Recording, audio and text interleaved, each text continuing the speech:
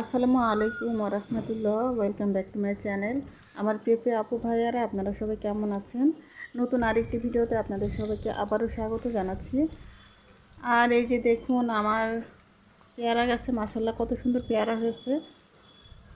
আর এই পেয়ারাগুলো খেতে খুবই মজা। আজকে সকালে নাস্তা করার পর থেকে ভিডিওটা শুরু করেছি, আর এখন যে আমি চা বসিয়ে দিয়েছি। তো আমার প্রিয় প্রিয় আপু ভাইয়েরা, আশা করছি আপনারা যে যেখানে যে অবস্থাতেই আছেন, মহান আল্লাহ তাআলার অশেষ রহমতে সবাই ভালো আছেন। আমরাও আলহামদুলিল্লাহ মহান আল্লাহ তাআলার অশেষ রহমতে সবাই ভালো আছি। তো এখন এই যে আমি নাস্তা করার পরে চা বসিয়ে দিচ্ছি। তো আমি এখন এই যে একটু দুধ চা করে নিব। তো দুধ চা করে নিয়ে তারপরে খাবো। তো আমি চা পাতাটা দিয়ে দিলাম, দিয়ে তারপরে এখন জাল করে নিব। তো এই তো এখন এই যে আমি চাটা তৈরি করে নিয়ে তারপর চাটা খেয়ে নেব। একটু রিল্যাক্স করে আমি বেডে বসে চাটা খেয়ে নিব। আর আবহাওয়াটা আজকে মোটামুটি বেশ ভালোই আছে। আর আজকে হচ্ছে সকাল থেকে দুপুর পর্যন্ত অনেক সুন্দর রোদ ছিল। তারপরে আবার পরে দুপুর থেকে আবার অনেক বেশি আকাশ কালো হয়ে গিয়ে আবার অনেক বৃষ্টি হয়েছিল। তো এখনকার আবহাওয়ার কোনো ঠিক নেই, একবার বৃষ্টি, একবার রোদ, একবার মেঘলা আবহাওয়া।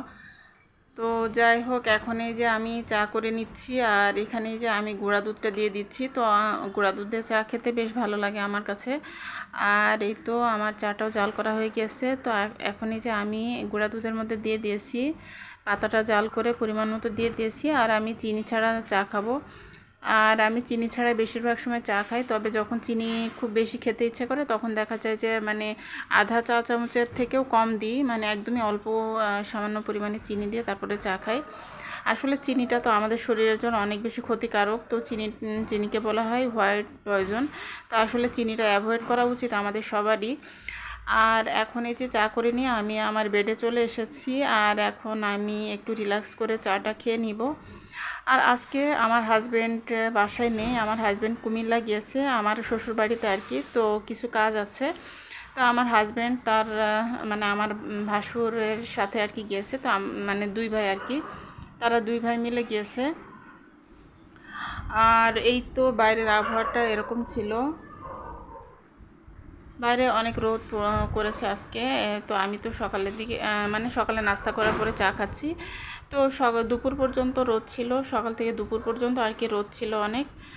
তো তারপরে আর কি বৃষ্টি হয়েছিল দুপুরবেলা, অনেক বেশি মেঘ হয়েছিল, মেঘ হয়ে তারপর বৃষ্টি হয়েছিল।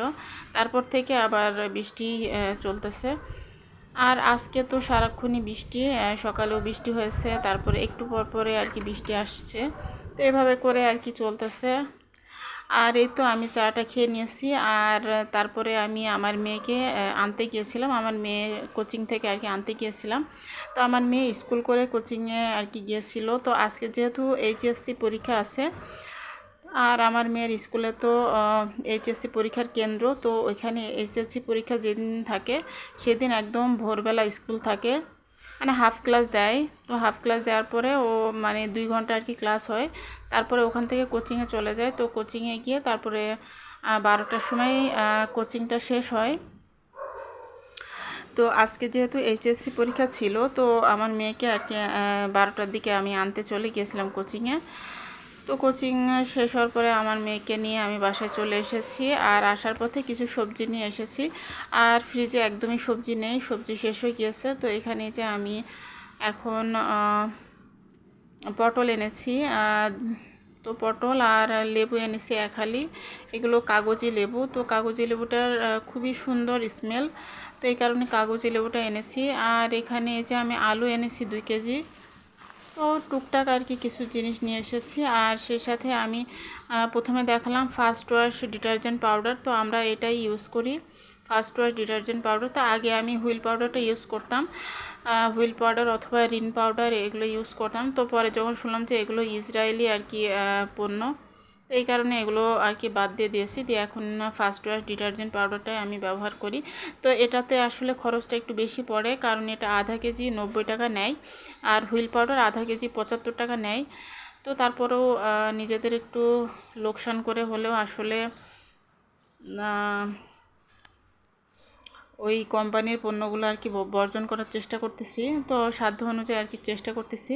তো হয়তো সব কিছু করতে পারছি না, তারপরেও আমি আমার সাধ্যমতো চেষ্টা করতেছি যাতে করে আর কি ওই খুনি কোম্পানির মানে কোনো প্রোডাক্ট যাতে ইউজ না করি বা ওদেরকে যাতে কোনোভাবে সাহায্য না হয়। তো সেই জন্য আর কি চেষ্টা করতেছি সাধ্য অনুযায়ী। আসলে আমাদের সবারই করা উচিত। আর এখানে যে আমি কিছু আমের পিউরি করে নিয়েছি, পাকা আমের। তো আমগুলো আসলে খাওয়া হচ্ছে না, আমার বাচ্চারা তো আম একদমই খেতে চায় না। তো এই কারণে আমের পিউরি করে আমি বক্সে করে ডিপ ফ্রিজে রেখে দিলাম, যাতে করে আর কি পরবর্তীতে এগুলো কাজে লাগাতে পারি। আর এই তো আমি এখন দুপুরে রান্নায় চলে এসেছি। আর আজকে দুপুরবেলা পটল ভর্তা করব, আর সেই সাথে তো পটল ভর্তা করব আর কি কি রান্না বান্না করি সেগুলো আপনাদের সাথে শেয়ার করব। তো এখানে যে আমি পটলগুলোকে সিদ্ধ বসিয়ে দিয়েছিলাম, তো সিদ্ধ হয়ে গেছে। এখন এই যে আমি খুব ভালোভাবে খুন্তির সাহায্যে একটু মানে ভালোভাবে ভেঙে চুরে আর কি করে দিচ্ছি, ম্যাশ করে দিচ্ছি। তো তারপরে আমি ঠান্ডা করে নিয়ে তারপর হাতের সাহায্যে খুব ভালোভাবে চটকে চটকে আর কি ম্যাশ করে নিয়েছি। আর এখন এই যে আমি সরিষার তেলের মধ্যে কয়েকটা শুকনো মরিচ আর কি ভেজে নিচ্ছি। তো এই শুকনো মরিচগুলোও তো প্রচণ্ড ঝাল, তো এই কারণে আর কি খুব অল্প পরিমাণে দিয়েছি। আর এখন এই যে সরিষার তেলের মধ্যে একটু আমি কালো জিরা ফোড়ন দিয়ে দিলাম, দিয়ে তারপরে পেঁয়াজ কুচি দিয়ে দিলাম। তো পেঁয়াজ কুচিটা দিয়ে তারপরে হালকা করে আর কি ভেজে নিব। তো খুব বেশি মানে বেশি লালচে করে ভাজবো না, মানে একটু হালকা করে আর কি ভেজে নিব। তো এই তো আমি এভাবে করে নাড়াচাড়া করে তারপর হালকা করে ভেজে নিব পেঁয়াজগুলো নিয়ে। তারপরে আমি এর মধ্যে যে ম্যাশ করে রাখা যে পটল সেটা দিয়ে দেব। তো এই তো এখানে যে আমি ম্যাশ করে রাখা পটলটা তারপরে দিয়ে দিচ্ছি এখন। আর পটল ভর্তাটা তো আমি আগে অনেকবারই শেয়ার করেছি, তো তারপরেও আজকে ভাবলাম যে একটু রেসিপি আকারে শেয়ার করি। আর অন্যান্য রান্নাবান্নাও করেছিলাম, তো সেগুলোও আমি দেখাবো। তো এখানে যে আমি পটলগুলো দিয়ে তারপরে খুব ভালোভাবে এখন এই যে নাড়াচাড়া করে তারপরে এখন এই যে আমি খুব ভালোভাবে ভাজা ভাজা করে নেব। তো এভাবে পটল ভর্তাটা করলে কিন্তু খেতে খুবই ভালো লাগে। তো আমি তো সবসময় এভাবে পটল ভর্তা করে থাকি, আর চাইলে আপনারাও ট্রাই করে দেখতে পারেন। আর আমার হাজব্যান্ডের এই পটল ভর্তাটা অনেক বেশি পছন্দ। তো আমার হাজব্যান্ড তো এভাবে পটল ভর্তা করতে বলে, প্রায় বলে যে পটল ভর্তাটা করো। তো পটল ভর্তা করলে দেখা যায় উনি বেশি খায়। তো আসলেও এভাবে করে পটল ভর্তাটা করলে খেতে খুবই ভালো লাগে। আর এখন এই যে আমি শুকনো মরিচগুলোকে একটু লবণ দিয়ে ভালোভাবে ডলে নিয়েছি। তো হাতের সাহায্যে খুব ভালোভাবে ডলে তারপরে এখন দিয়ে দিলাম, দিয়ে তারপরে একসাথে সব কিছু মিক্স করে নিব। আর আসলে বাসায় ধনের পাতা একদম শেষ হয়ে গেছে, তো ধনের পাতাটা আর কি দিতে পারলাম না। তো ধনের পাতা ছাড়াই আর কি করে নিচ্ছি। আর ধনের পাতা যদি থাকতো তাহলে দিলে আরও ভালো লাগে। আর তো ধনে পাতা ছাড়াই আজকে আর কি ভর্তাটা করতেছি।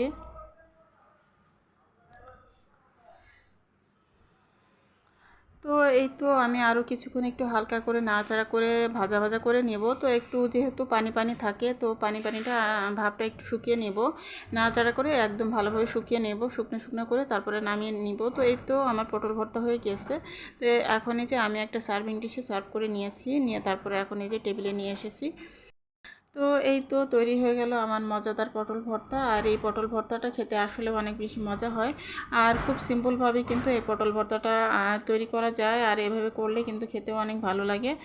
তো এই তো আর আগেও আমি অনেকবারই এই পটল ভর্তাটা শেয়ার করেছি, তো আজকেও আরেকবারও শেয়ার করলাম। আর এই তো সেই সাথে আমি আরও কিছু রান্নাবান্না দেখাবো, তো সেইগুলো অবশ্য আজকে করিনি। তো ওই রান্নাগুলো অবশ্য অন্য আরেক দিনের। তো সেটাও আর কি তারপরও আজকে একটু দেখিয়ে দিব। তো আরও যা যা রান্না করেছিলাম আমি সেগুলো হচ্ছে মাছ ভুনা করেছিলাম আর মাছের মাথা দিয়ে তারপর ঝিঙ্গা দিয়ে রান্না করেছিলাম। তো এই যে এখানে এই যে অন্যান্য রান্নাবান্নাগুলো আর কি দেখিয়ে দিই। তো এখানে এই যে আমি রুই মাছের ভুনা করেছিলাম। তো রুই মাছ ভুনা সেই সাথে মাছের মাথা দিয়ে আর এই যে ঝিঙ্গা দিয়ে আর কি ঝোল ঝোল করে আর কি রান্না করেছিলাম। তো এই রান্নাগুলো আসলে খেতে আসলে অনেক বেশি ভালো লাগে, আর এই ঝিঙ্গা তরকারিটা কিন্তু খেতে খুবই ভালো লাগে। আর এখানে এই যে আমি ডালটাও রান্না করে নিয়েছিলাম। তো ওই দিনের রান্নাবান্না আর কি এগুলো। তো মিষ্টি কুমড়া ভাজিটাও করেছিলাম, আর সেই সাথে ডিম মাছের যে ডিম, তো মাছের ডিম ভুনা করেছিলাম। তো মাছের ডিম নর্মালি আমি মাছের ডিমের পাকোড়া করি, তো আজকে মানে ওই দিন আর কি মাছের ডিম ভুনা করেছিলাম। তো এই তো এগুলো ছিল ওই দিনের রান্নাবান্না। তো এই আর কি। আর এই তো দুপুরের পরে তো অনেক বেশি আবারও মেঘলা হয়ে গিয়েছিল আকাশটা। তো এই যে দেখুন অনেক কালো মেঘ করেছিল। আর এই তো সন্ধ্যার পরে আমার ছোট ভাই পিৎজা এনেছিল 2টা। তো আমার মেয়ের রেজাল্ট উপলক্ষে আর কি। তো আমার ছোট ভাই আর কি তার ভাগ্নিকে মামা তার ভাগ্নিকে আর কি রেজাল্ট উপলক্ষে খাওয়ালো। তো সেই সাথে আমাদেরও হয়ে গেছে, সবাই মিলে আর কি খেলাম। আর বাচ্চারাই বেশি মানে পছন্দ করে আসলে এই ধরনের খাবার, পিৎজা বার্গার এগুলো। তো বাচ্চারা তো অনেক বেশি খুশি হয়ে গেছে আর বাচ্চারা মজা করে খেয়েছে। আর পিৎজাগুলো আসলে অনেক মজা ছিল। তো এই তো এই এই আর কি বাচ্চারা মজা করে এখন খেয়ে নিচ্ছে আর আমিও খেয়েছিলাম, 1 পিস খেয়েছি। তো আসলে আমার কাছে খুব একটা বেশি এগুলো ভালো লাগে না, আমি 1 পিসই খাই সবসময়, বেশিরভাগ সময় 1 পিসই খাই। তো যাই হোক, বাচ্চাদের পছন্দের খাবার বাচ্চারা মজা করে খেয়েছে। আসলে বাচ্চারা খুশি হলে গিয়ে তো আমরা যারা বড় আমাদের মনের ভিতরে শান্তি লাগে। তো এই তো বাচ্চারা অনেক খুশি হয়েছিল। আর আসলে আজকের ভিডিওতে ভয়েস দিতে আমার খুবই মানে খারাপ লাগছিল, মাথা ব্যথা ছিল আমার। আর আশেপাশে থেকে তো নয়েজ সবসময় আসতে থাকে। তো যাই হোক, আমার প্রিয় প্রিয় আপু ভাইয়েরা, কথার মাঝে যদি কোনো ভুল ত্রুটি হয়ে থাকে প্লিজ ক্ষমা সুন্দর দৃষ্টিতে দেখবেন। আর আজকের মতো এখান থেকে বিদায় নিচ্ছি। আল্লাহ হাফেজ, আসসালামু আলাইকুম।